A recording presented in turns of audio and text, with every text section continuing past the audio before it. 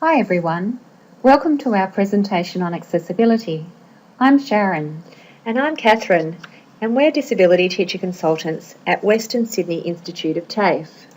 We're going to be talking to you today about making your teaching and learning resources accessible for all your learners. Accessible resources are an essential step in implementing universal design for learning. It not only benefits learners with disability, but can provide opportunities for all learners to access information in ways which match their learning preferences. In this presentation, you'll see some tips that you can use straight away to make your resources more accessible. Students with visual impairment may need to use screen reading software such as JAWS. For ease of navigation in a Word document, it's important to think about structuring your document well. One of the ways you can do this is to use the Headings feature from the Styles tab on your home ribbon in MS Word. By clicking on the side arrow on the Style tab, you can select the heading style you need for the position of the heading in your document. I'll make this my title heading, and for each of these subheadings, I'll use heading 1 level. If I add more subheadings, I'd use level 2 and so on. If you are going to use a table in your document, use the Insert tab and select Table to create your table. Wherever possible, create uniform tables with the same number of cells in each row. If you want to use images in your document, use the Insert tab rather than cutting and pasting. To make the image accessible for people with vision impairment, it's important to add a description of the image. This is called alternative text or alt text. To add alt text to your Word document, right-click on the image, select Format Picture, click on alt text and write your description of the image in the description box. We'll write 6 penguins in a group walking on the rocks after leaving the water.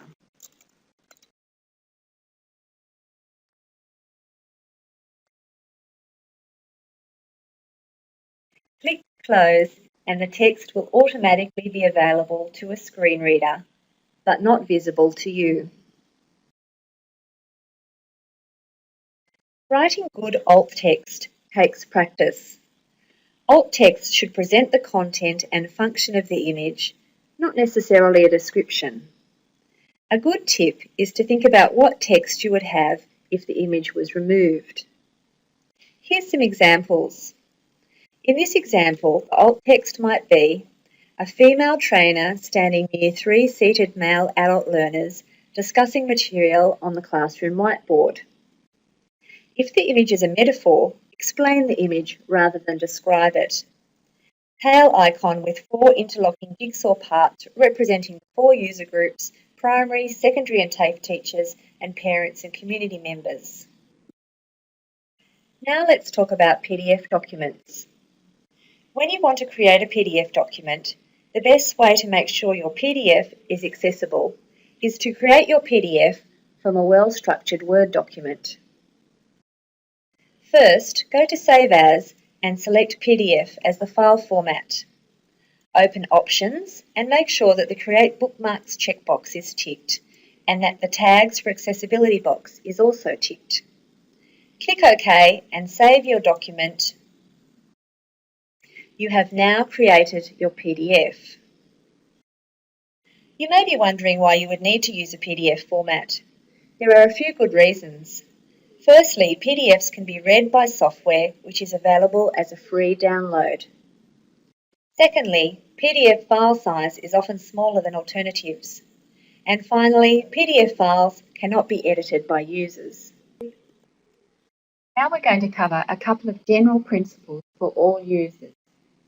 Your choice of colour can make your resources more easily read. Texts and background should have strong contrast. In this example, you can see the effect of choosing colours that contrast poorly. Don't use colour alone to convey information. For example, items in red are due this week. Likewise, your choice of font and font size is important. Some users will need to enlarge the text on screen, and not all fonts are readable when enlarged. As you can see from these examples, there are fonts which you should not use. You should try to use text size larger than 10 point and fonts which are sans serif, for example, Calibri and Verdana. For students with hearing impairment, audio or visual resources should be captioned and a transcript made available.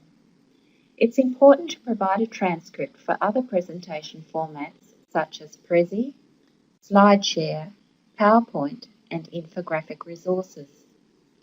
When using automatic captioning, for example, captioning available in YouTube, you can check for accuracy and edit the text. Here's an example of automatic captioning, which is not very accurate. This is the magnificent French alpine lake of Annecy in the Savoie region. My Renault Eurodrive brought me here. Bonjour, I am Gabriel Gatté. Every year, I enjoy coming to my native country to visit my family and to discover new places. It is my passion to visit great markets or to amazing vineyards. A free site for captioning YouTube clips is www.amara.org. You can caption the clip yourself, and the URL becomes an Amara URL, the original clip remaining on YouTube. Providing captions can benefit other students as well.